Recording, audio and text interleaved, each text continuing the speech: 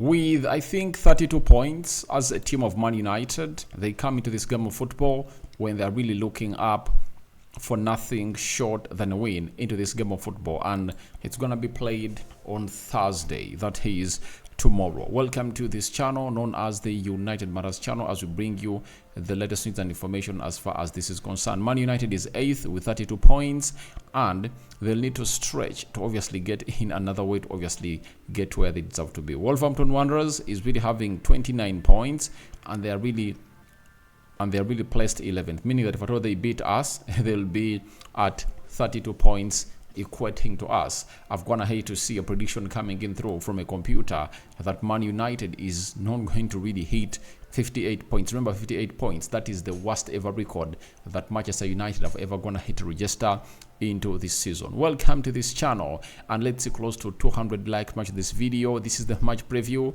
of Wolverhampton Wanderers versus Manchester United. I hope you guys are really excited to know who is really back, who is gonna start according to me, and who we do think is not gonna hate obviously get into the starting 11 for the club of Manchester United. We call upon for everyone to really go into the comment section and tell us your thoughts about the probable starting 11 for the club of Man United. But God has gone ahead to protect us, and we thank him for the gift of life, and the same applies to the Muslims. Allah has gone ahead to do the same to you and continue to really do the needful. Now, as it stands, Manchester United has some players out. And what are these players who are really out?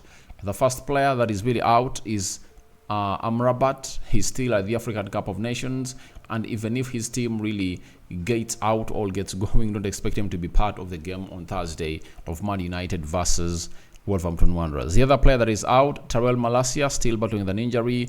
Mason Mount back on the grass but not yet ready. Anton Martial out until the last week of April. Then Lindelof is also not yet back, and who else is out? You know, we still have some injuries, right, at the club of Man United. Aaron Wan-Bissaka really had a certain problem. That's why he never featured in the squad that went ahead to play away at Newport. So those are the players of Man United that we expect not to see here.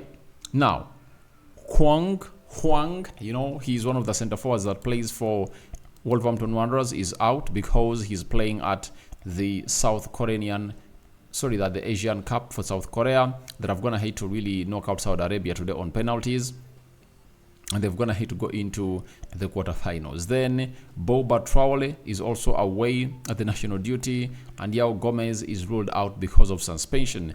Then Paul Sarabia has emerged as a doubt with a calf injury. That is it. Then Ryan Out-Nori is available. He has gone ahead to return. And Tommy Doyle is set to link up with Mario Lamina into that midfield, meaning that Tuna and Neto will obviously be the attacking formation for the side of Wolverhampton Wanderers. So Man United is really ready, and the last game we're going to hit to play, we beat Newport by 4 goals to 2, and Wolverhampton Wanderers, I think they beat West Bromwich by, I think, 3 goals to 0, and they are into the round of 16.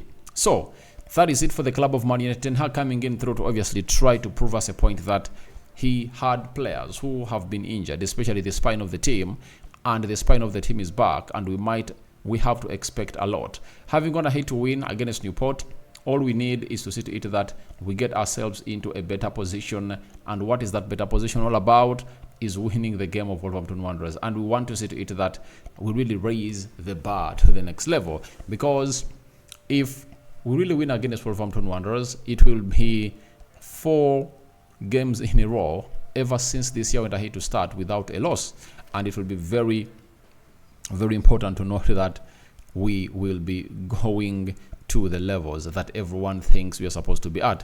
With Casemiro back, Lisandro Martinez back, Luke Shaw back, we anticipate the best. Marcus Rashford has been training with the club of Man United after having gone ahead to accept a fine of 2 weeks without pay, and he issued an apology to the players of Manchester United, and that really went well. Ten Hag accepted it, and he was told to obviously go on as planned. Andre Onana returned from the African Cup of Nations and is expected to start or get back his slot, because we don't expect at Atili Bendeir to start in between the stitches. So that is it, and that is all about the team news. But in that game, you anticipated that United is going to really put in a impressive game. Wolverhampton Wanderers will obviously take a lot of energy because of their intensity, but I know we can obviously match their intensity. So you remember the first game of the season for the club of Man United in the Premier League went ahead to really win by 1-0, but there was a controversial call by the VAR where they denied them a penalty, where Onana came out and really messed out in there. But we got 1 point. Last season when we played at the Molyneux, we won that game of football by 1-0, scored by Marcus Rashford, and it's the only goal or ball that we went ahead to score into that game. This time around, they look a much more better side, and they're really more aggressive, and we need to do the job. So let's go to the predicted starting 11 for the club of Man United. According to me, Andre Onana, I know he's getting back in between the stitches because Bendeir is not going to be given a chance to obviously get going into the goalkeeping department of Man United. Though I know there is a group of United fans that think Bendeir should obviously get a slot, but it's Andre Onana in the first choice position for the club of Manchester United. Right back, I think it's going to be Diego Dallo coming in through to register another assist in this season, meaning that he's really one of those that is really trying to create an outlet onto the right attacking side of the midfield. When Anthony cannot do stuff, this boy comes in through and does stuff. And to be so much worrying, you really ask yourself, why is it that a player who plays ahead of Dallo cannot really have more crosses into the 18-yard box area of the opponent than the right back, and that is Anthony. So for Dallo, we just want to see him flying onto the right side of the pitch. Left back, Luke Shaw comes in through to obviously play into that game, in that position. Remember, he went ahead to be responsible for that third goal that we scored against Newport. Sat down a defender, went with a weak foot, and it deflected off the post, and Anthony tapped it back in the net that was really very empty. So we anticipated that he returns back, and we call upon for his surging into the final third of the pitch. But then on the right side of the central defense, I think it's going to be Rafael Varane to play into that position, and the manager is willing to obviously give him this game of football and really take him to where he deserves to be as a player. And that is really very important to note. And on the left side of the central defense, it's gonna be Lisandro Martinez coming in through to play into that position, and we all know his abilities and how he's really a special character into that position. That is the ideal back five for the club of Manchester United, and we anticipate that it gets us to where we think we should be, and that should be getting back to winning ways. In the midfield, I think this double pivot is going to be maintained. Casemiro and Kobe Mainoo. I've went ahead to read an article coming in through from the Manchester Evening News, and everyone has gone ahead to let us know that every player at the club of Man United believes that the first player to get on the team sheet should be Kobe Mainoo because he's a special player. But Ten Hag said he's still young, he cannot be playing 2 games a week. But I think with the rest that Man United have gone ahead to have of 2 weeks without playing any game, I think it won't be bad for him to come in through and obviously start.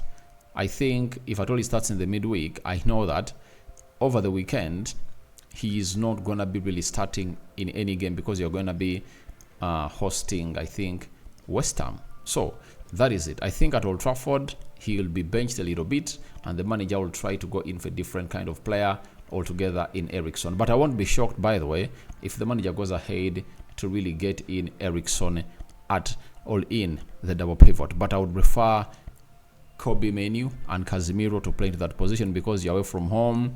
We need a lot of energy in that midfield. When you're playing West Ham at Old Trafford, you can obviously get yourself and Eriksen and Casemiro in there for you to see to it that everything really goes on to the plan of the manager. Central attacking midfield, is it? No. Right attacking player. There is Amad Diallo. We are having Garnacho. We are having Anthony.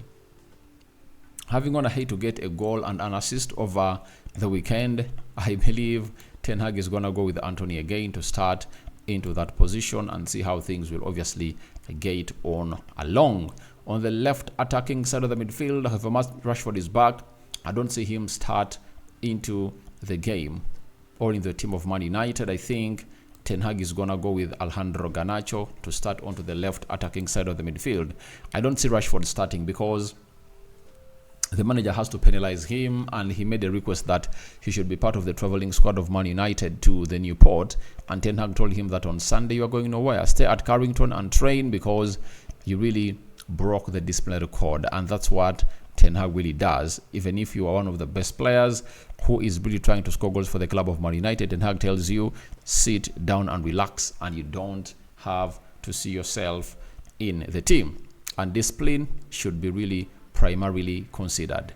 So Garnacho, very much selfish in the game we played against